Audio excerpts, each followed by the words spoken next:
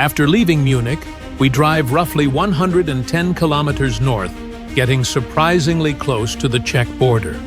And then, suddenly, high above the Danube Valley, we arrive at something extraordinary. This is the Befreiungshalle. But this monumental building is not just an impressive piece of architecture. It is a memorial to one of the most dramatic chapters in European history. In the year 1813, Europe rose against the armies of Napoleon Bonaparte. The decisive moment came during the Battle of Leipzig, often called the Battle of Nations. More than 600,000 soldiers fought here, making it the largest battle in Europe before the First World War. The losses were staggering. Around 100,000 men were killed, wounded, or missing. Napoleon's defeat marked the beginning of the end of his empire. Decades later, the Bavarian king Ludwig I of Bavaria decided that this victory and the liberation of the German lands deserved a monument unlike any other. So he ordered the construction of this massive memorial on the hill above Kelheim, a temple of victory, a monument to freedom, and a reminder of the moment when Europe finally stood together against Napoleon.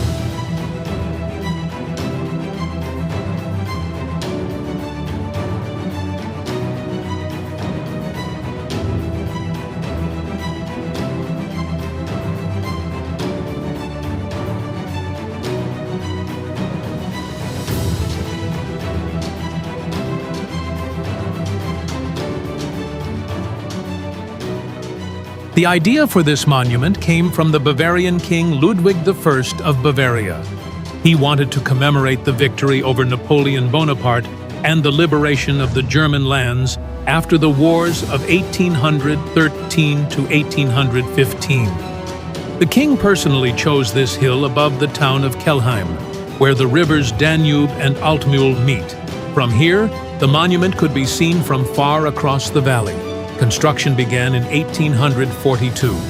The project was designed by the famous Bavarian architect Leo von Klenze, who was also responsible for another monumental memorial nearby, the Walhalla. The building took more than 20 years to complete. Finally, in 1863, the monument was officially inaugurated, deliberately on the anniversary of the Battle of Leipzig, the decisive victory over Napoleon.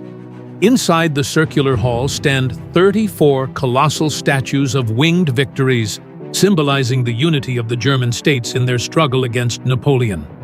Together, they hold oak wreaths and shields, forming a powerful symbol of triumph and unity. From the outside, the building resembles a classical temple. But in reality, it is a giant stone monument dedicated to freedom, and to the thousands of soldiers who lost their lives in the struggle against Napoleon.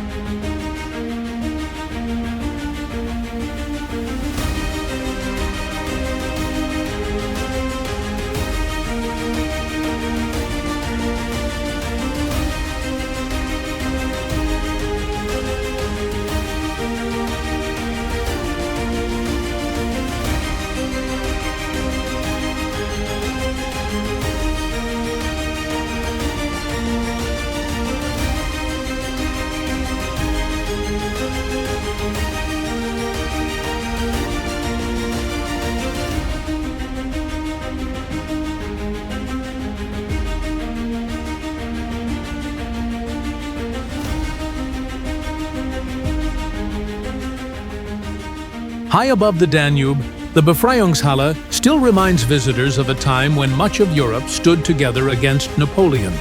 And if you look closely at the shields held by the statues, you will even find the names of regions like Bohemia and Moravia. A small reminder that this victory was not only German, but truly European.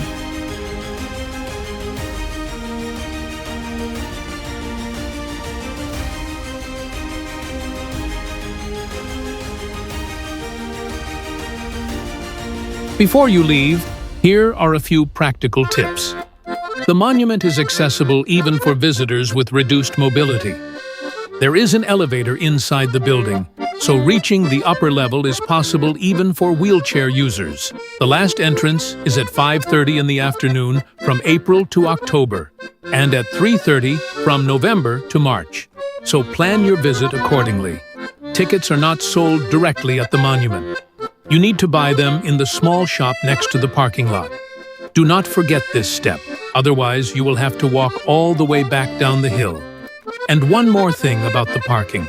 There is no barrier, but cameras automatically record your license plate. If you forget to pay, a friendly reminder will eventually find its way to your mailbox. With that said, our journey continues. From here, we head to another monument built by the same Bavarian king, the impressive Walhalla, which lies just a short drive away along the Danube, and interestingly enough, in the direction of the Czech Republic.